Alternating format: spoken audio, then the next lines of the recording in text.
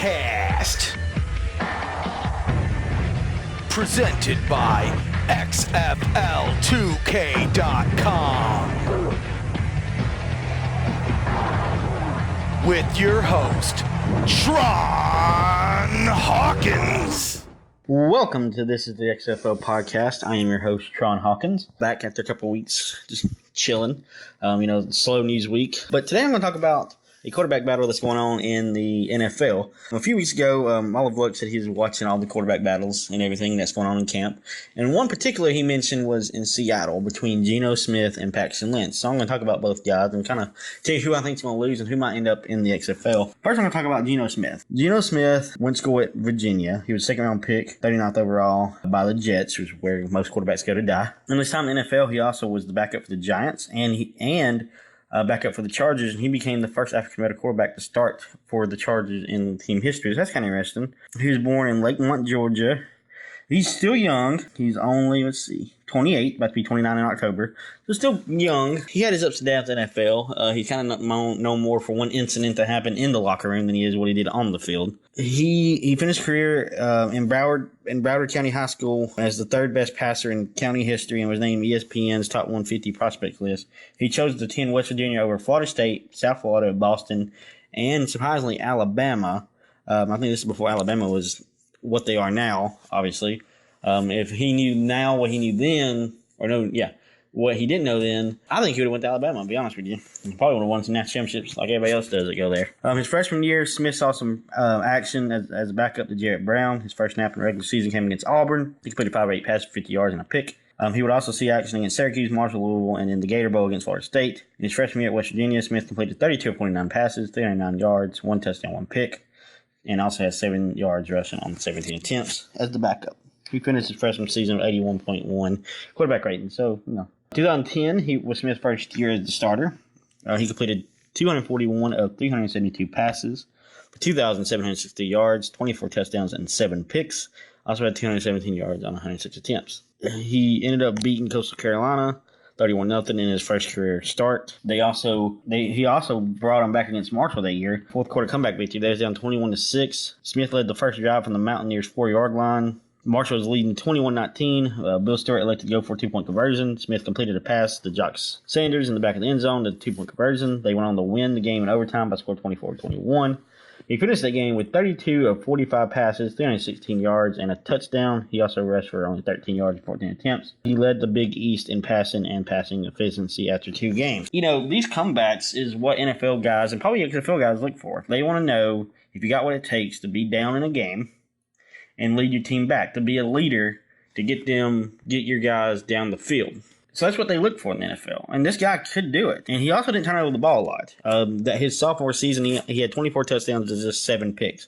Not great, kind of a ball manager. He tied the record for touchdowns in the game in a 37-10 win over, school record over Cincinnati, where he was 15-25, throwing for 174 yards, 4 picks, 4 touchdowns and an interception. That came after a 2-game losing streak, and his first time the Mountaineers beat Cincinnati since 2007. He won his second Big East Offensive Player of the Week for this performance. Against Pittsburgh, he finished for 212 yards and 3 touchdowns in a 35-10 victory.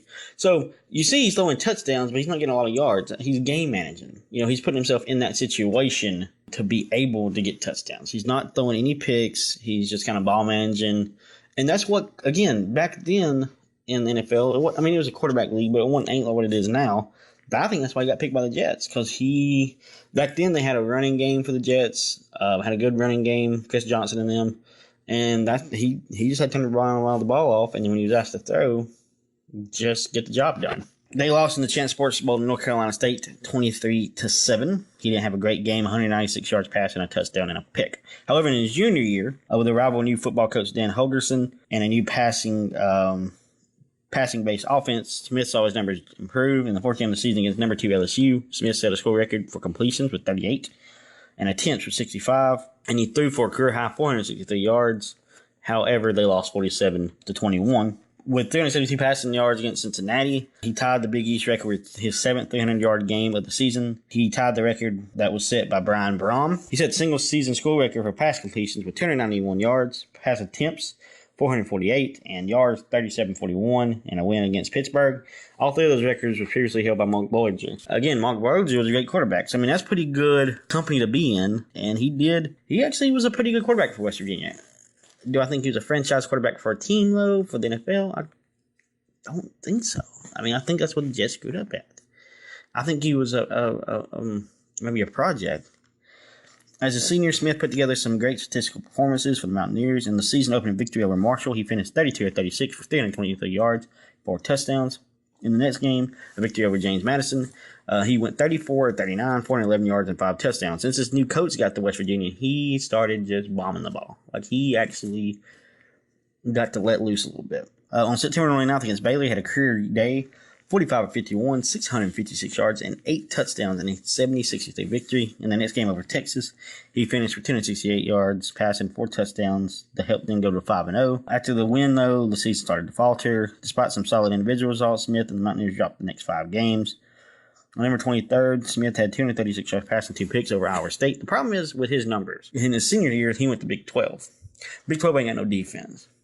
So I think that inflated his numbers and made him attractable to the NFL. In the pinch-off role against Syracuse, he finished 201 yards passing and 2 touchdowns in a 38-14 loss. Overall, the 2012 season, Smith finished the season 4,205 passing yards, 42 touchdowns, and 6 picks. He officially entered the 2013 NFL Draft. Again, the Big 12 will inflate your numbers. Look at his pass numbers, and then look what he did in the Big 12. He was all Big East Conference second team, first team, 4-time Big East Offensive Player of the Week, 2012 Orange Bowl Most Valuable Player when they beat Clemson, 3-time Big 12 Offensive Player of the Week, and 2-time National Offensive Player of the Week. So he had a good college career.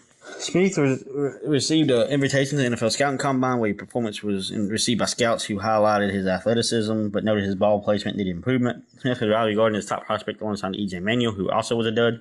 In the days leading up to the draft, several NFL teams expressed interest, including the Chiefs, number 1 selection, the Jaguars, number 2, the Raiders, number 3, the Eagles, number 4, and the Bills and Jets. Smith was in attendance for the first round, as many draft and analysis expecting him to be taken that night. However, he was not selected. E.J. Manuel was, horrible pick, the only quarterback taken in the first round. Smith declined to be interviewed afterwards and originally planned to return home, but later decided to attend the second day. Several league executives alleged Smith did not handle the draft process in a professional manner, which caused him to file the first round. He did have some off-field problems.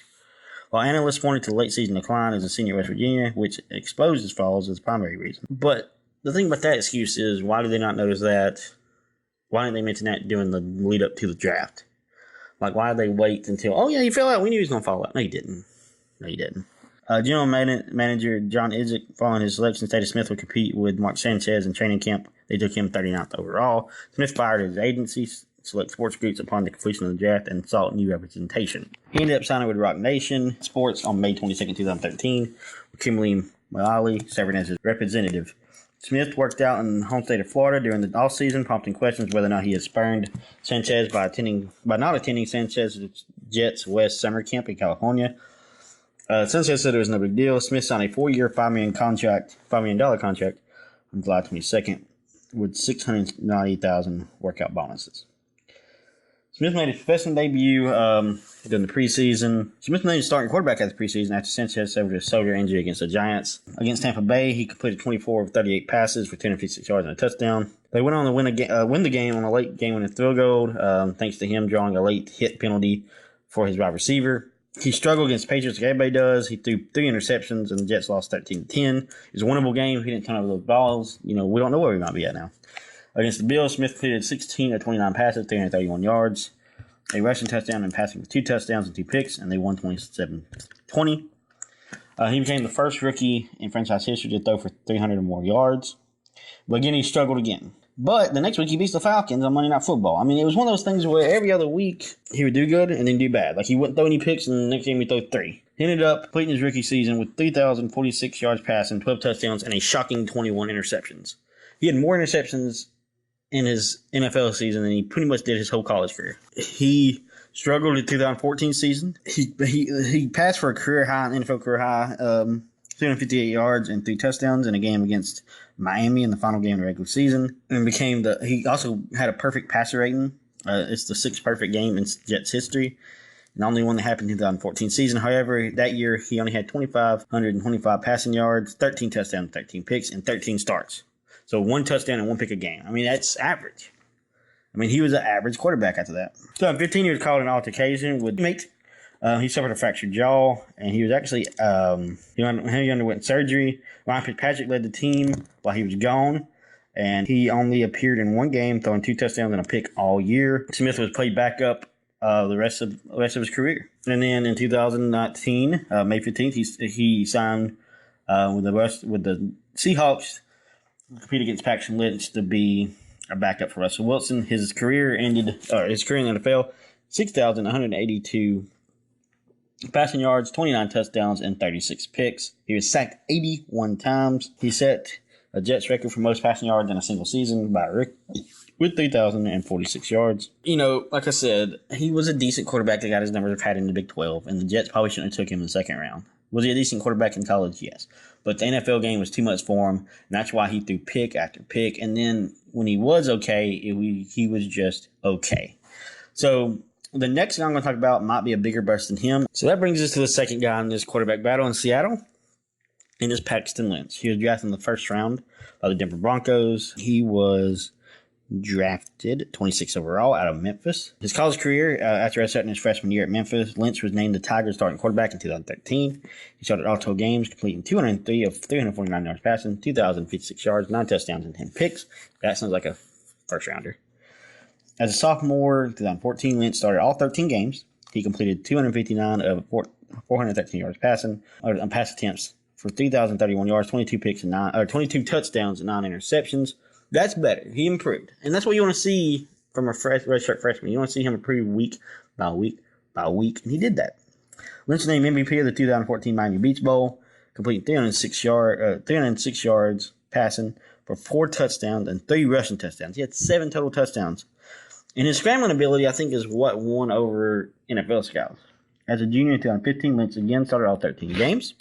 He completed 296 of 443 passes for 3,778 yards, 28 touchdowns, all 5 of those are school records, and 4 interceptions. Again, if you count his rushing touchdowns with his passing touchdowns to interceptions, I mean, his touchdown to interception ratio was amazing. In Memphis' 63-0 victory over the FSU, Lynch tied an FBS record with 7 passing touchdowns and a half. He finished 9 of 14 passes for 222 yards and 7 touchdowns. He completed 9 passes and 7 of those were touchdowns. I mean, I get it. I get why people like him. After the season, he decided to forego his senior year and enter the 2016 NFL Draft. He graduated in May 2016 from Memphis. Lynch 35 touchdowns responsible for in 2014 and 30 in 2015 are first and second in Memphis history. And his 76 for his career is the second all time. He also ranks first and second for most total offense in a season, 4,015 in 2015 and 3,352 in 14. He has 4 of 7 most passing yards in a game, including the school record 447 at Tulsa. He ranks second all-time in career attempts, completion percentage, passing yards, and passing touchdowns. He was a beast in college. So his career, he had 8,863 yards, 59 touchdowns, 23 interceptions, and then he rushed for another 687 yards and 17 touchdowns. Lynch was predicted to be selected in the first round of the 2016 NFL Draft by draft analysis and mock drafts prior to the draft. He was rated the 3rd best quarterback by NFLDraftScout.com. Broncos selected Lynch in the first round and a pick acquired from the Seattle Seahawks for the 1st and 3rd round pick. He was 3rd of 15 quarterbacks taken behind Jared Goff and Carson Wentz, who are both great quarterbacks now. On June 9, 2016, Broncos signed Lynch for a 4-year, $9 million deal with $5 million in signing bonus. On October 2nd, he played in his first NFL regular season game against Tampa Bay, placing the injured Trevor Siemian. Yes, a 7th round pick beat out a 1st round pick. And the 7th round pick actually played pretty decent. He finished 170 passing yards, 14 of 24, and threw his first career touchdown pass to wide receiver Emmanuel Sanders in a 27-7 road win at Raymond James. But Broncos also had a great defense, so don't look too much into that. In Week 5, Lynch started his first NFL game, completing 23 of 35 passes with 223 yards, a touchdown and a pick, and a 23-16 loss to the Falcons. He was sacked 6 times, a Broncos rookie record. I remember that game. Atlanta fucked him up. Rise up. Lynch again replaced the injured Siemian against the Jacksonville Jaguars, posting 12 of 24 passing and a 404 yards, 23-10 win. He finished his rookie season with 497 yards passing, 2 touchdowns and a pick. But again, his wins came because of the defense. Their defense has always been carrying the team. Going to minicamp 2018 season, it was announced Lynch would serve as a backup to Case Keenum. 2 days after the Broncos preseason opener against the Vikings, the team announced that Lynch had been demoted to third string as Chad Carey was backup. He was released September 2nd, 2018. What it was is, in 2017, he injured his shoulder in the third preseason game, and then he just never played. He played Week 12 against Oakland in 2017 season. He completed 9 of 14 passes for 41 yards and an interception that cut an end zone. And the Raiders had no interceptions for the first 11 weeks of the season, so that tells you how bad he was. Lynch left the game with an ankle injury. Lynch started the regular season finale against Kansas City in a loss. He finished 21 of 31 passes, 254 yards, 2 touchdowns, and 2 picks. And then they released him. Lynch made just 4 starts and threw 4 touchdowns and 2 interceptions in his career. So, again, in his career, he had only 79 completions, 4 touchdowns, 4 picks for 792 yards. He was a huge bust. I mean, humongous bust. And that's why I think that Paxton Lynch is going to end up in the XFL. I feel like he's going to lose quarterback battle to Geno Smith. Not that Geno Smith's great, but he's better than Paxton Lynch. Now, if somebody like Bob Stoops or Mark Trestman gets a hand on Lynch, could that make him a decent quarterback? With his rushing, it could. But the question is, like we talked about before, is his confidence still there? And I don't think it is. When you get beat out by, say, Geno Smith and Trevor Siemian and Chad Kelly, your confidence is going to be down. So we'll see who wins quarterback battle. But right now, my money is on Geno Smith. What do y'all think? Let me know. Talk to us on well, go check out XFL Newsroom. It's XFL 2K rebranded. He's also my sponsor still. Thank you. Check us out on Twitter, on Facebook, and check us out and talk to us on Discord. And let me know what you think. Who's going to win the quarterback battle between Paxton Lynch and Geno Smith? Is it even a battle? Is it one-sided? Is it a beatdown? You think we'd be surprised that Lynch wins? I think Geno Smith would be the better XFL quarterback if I'm being honest, but we'll see. Thank you for listening, and have a good night, and happy football.